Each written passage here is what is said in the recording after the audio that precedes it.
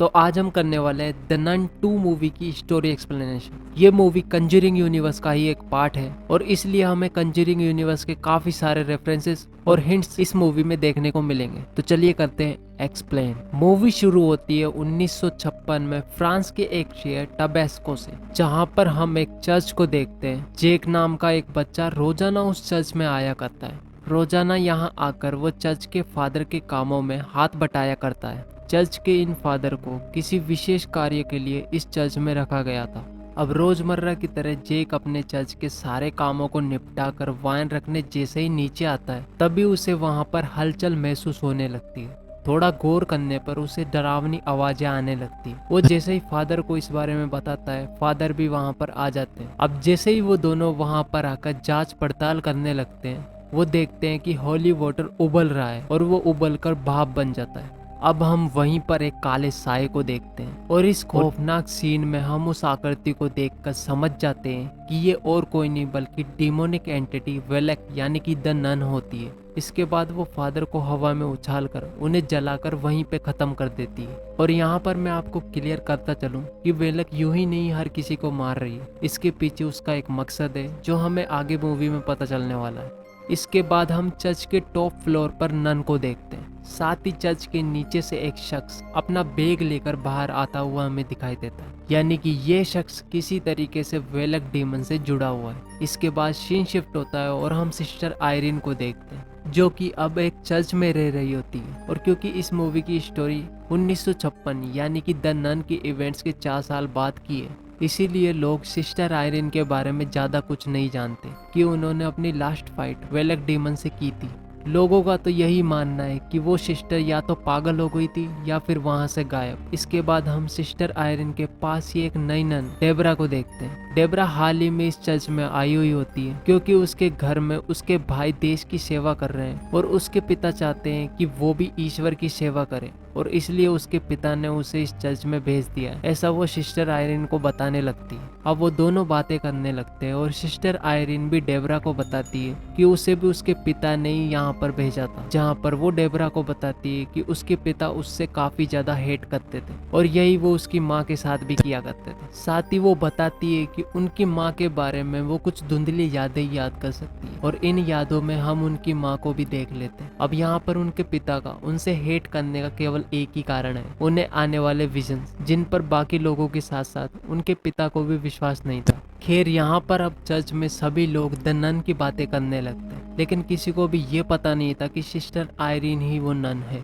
भले ही सिस्टर ने last movie में नन को हरा दिया हो, बट कहीं ना कहीं उनके मन में डर घर कर चुका है और उसी डर की वजह से वेलक अभी भी जिंदा है। अब सीन शिफ्ट होता है और हम फ्रांस के एक बोर्डिंग स्कूल को देखते हैं, जहाँ पर पिछली मूवी का मोरिस काम कर रहा होता है। इस स्कूल को मैडम लोरेंटो चला रही होती है, जो कि मोरिस पर हमेशा से ही भड़की हुई रहती है। इसके पीछे एक कारण है। दरअसल यही चैपल में उनके बेटे सेड्रिक की मौत हो गई थी, जिसके बाद किसी का भी चैपल में जाना निषेध कर दिया गया। इसी स्कूल में सोफी नाम की एक लड़की भी पढ़ा करती थी, जिसकी माँ केट यहीं पर पढ़ाया भी करती थी। मोरिस सोफी का एक बहुत ही अच्छा फ्रेंड था और उसकी केट के साथ भी काफी अच्छी बनती थी। साथ ही स्कूल में एक बुली करने वाला ग्रुप भी था, जो कि अक्सर सोफी को तंग किया करते थे और मोरिस हर बार सोफी को उनसे बचा लेता था। इसलिए वो सारी लड़कियां मोरिस को सोफी का बॉयफ्रेंड बता के चिढ़ाया भी करती थी। इसके बाद हम मोरिस को देखते हैं, जिसके साथ कुछ तो अजीब था और ये अजीब चीज थी वेलक, यानी कि नन उसके अंदर ही थी। अब हम उसी स्कूल में एक लड़की को देखते हैं जो कि कुछ डिलीवर्ड करने यहाँ पर आई हुई होती है।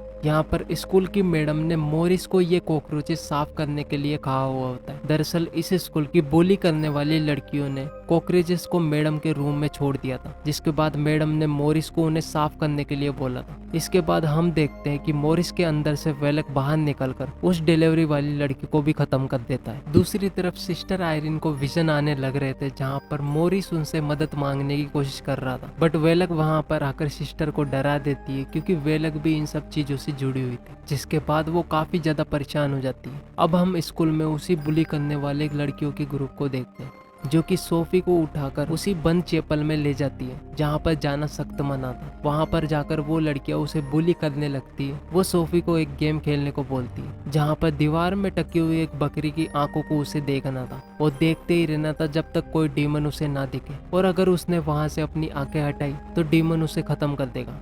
ये बोलकर वो सारी लड़कियां उसे अकेला ही वहाँ पर छोड़कर चली जाती है। इसके बाद उस चर्च में पैरानॉर्मल एक्टिविटी स्टार्ट हो जाती है। वेलक वहाँ पर आकर हॉन्ट करने लग जाती है। ये देखकर सोफी डर जाती है और वहाँ से भागने लगती है। तभी मॉरिस आकर उसे बचा लेता है। केट भी वहाँ पर आ जाती है और वो सोफी को वहाँ से लेकर चली जाती है। दूसरी तरफ हम सिस्टर आयरिन को देखते हैं, जिसे रेवरेंट बुलाते हैं। रेवरेंट आयरिन को बताते हैं कि अलग अलग चर्च में नन और फादर्स को किसी तरीके से मारा जा रहा है और ये सारी हत्याएं और कोई नहीं बल्कि वही वलक शैतान कर रहा है जिससे आयरिन पहले भी लड़ चुकी है और हरा चुकी है, लेकिन वो अभी तक मरा नहीं है और वापस आ चुका है। इसलिए अब रेवलेंट सिस्टर आयरिन को वेलक शैतान को खत्म करने को बोलते हैं, जिस पर सिस्टर आयरिन साफ मना करते हुए बोलती है कि उस केस में उनके साथ फादर बर्ग भी थे जो कि उनसे कई ज्यादा बड़ी पोजीशन पर है, तो उन्हें ये केस आयरिन को देने से पहले बर्ग को देना चाहिए। जिस पर रेवलेंट बोलते हैं कि फादर बर्ग की हैजे से मौत हो चुकी है और अब उनके पास कोई चारा नहीं है और सिस्टर आयरिन को इस केस पर इन्वेस्टिगेशन करनी ही होगी, क्योंकि यहाँ पर सारी चीजें रोमानिया से जुड़ी हुई है। लेकिन वेलक यहाँ पर क्यों आया है, इन सब चीजों का पता लगाने के लिए सिस्टर आयरिन को रेवलेंट बोलते हैं। इसके बाद किसी तरीके से सिस्टर आयरिन अपने डर पर काबू करके उस केस की इन्वेस्टिगेशन करने लग जाती है। वो सबसे पहले ठीक वहीं पे जाती है जहाँ पर मूवी की स्टार्टिंग में हमने उस चर्च में फादर को जलते हुए मरते हुए देखा था। आयरिन का साथ देने के लिए सिस्टर डेब्रा भी उसी की ट्रेन में बैठकर फ्रांस के लिए निकल जाती है, जिस पर आयरिन उसे बोलती है कि उसे ऐसा नहीं करना चाहिए था, क्योंकि अगर चर्च को पता चला तो वो उसे निकाल देंगे। डेब्रा अपनी माँ की फोटो आयरिन को दिखाकर बोलती है कि उसकी माँ की मौत भी जलकर ही हुई थी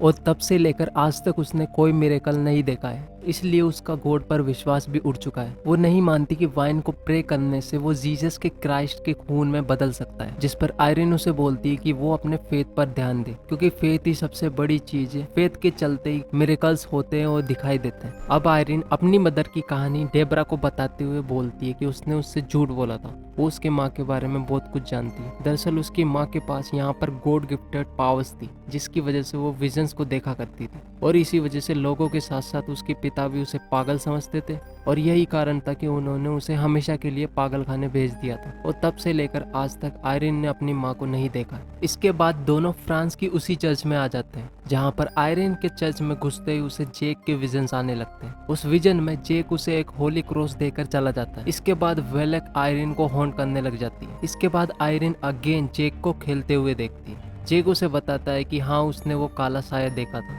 जो कि वेलक का था। तभी वहाँ पर कई सारी किताबें मिलकर वेलक का रूप ले लेती है।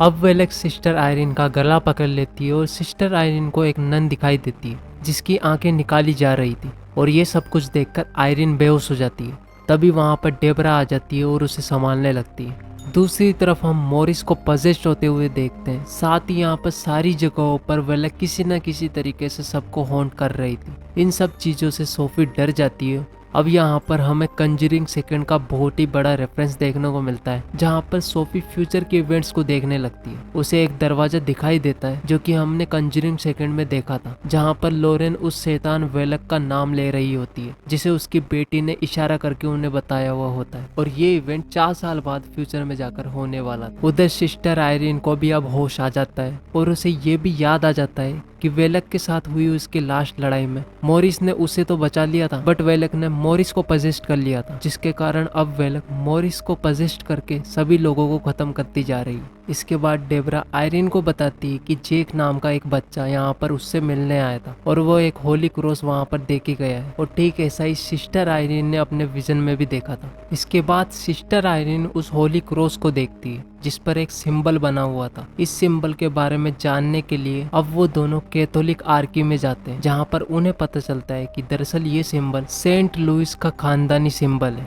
यानी कि आयरिन ने विजन में जिस नन की आंखें निकलती हुई देखी थी वो सेंट लुइस ही थी और ये काफी ज्यादा प्राचीन चीज है और फिलहाल के लिए तो उन्हें छुपा दिया गया है। और तभी आयरिन बताती है कि ये सभी लोग सेंट लूसी के ही वंशज है और यहाँ पर वेलक उन आंखों को हासिल करना चाहती है और इसीलिए वो खानदान के सभी लोगों को एक एक करके मारती जा रही है और इन आंखों को हासिल करने के बाद वेलक को उसकी सारी पावर्स वापस से मिल जाएगी। यहीं पर एक लाइब्रेरियन यह भी बताता है कि वेलक पहले एक फरिश्ता हुआ करता था, लेकिन गॉड ने उससे उसकी सारी पावर्स छीनकर उसे वहां से निकाल दिया। साथ ही लाइब्रेरियन आयरिन और डेब्रा को ये भी बताता है कि वो आंखें इस वक्त कहाँ है। वो बताता है कि यहाँ से कुछ ही दूर एक चैपल में उन्हें दफनाया गया, जहाँ पर पहली तो एक वाइन फैक्ट्री हुआ करती थी लेकिन अभी के समय पर वहाँ पर एक बोर्डिंग स्कूल है। यहीं से हमें सारी बातें क्लियर होने लगती है। उस बोर्डिंग स्कूल में मोरिस का होना और अजीब तरीके से बिहेव करना, यानी कि मोरिस उस बोर्डिंग स्कूल में काम कर कर उन आंखों को ही खोज रहा है, यानी कि वेलक उन्हें वहां ढूंढ रही है।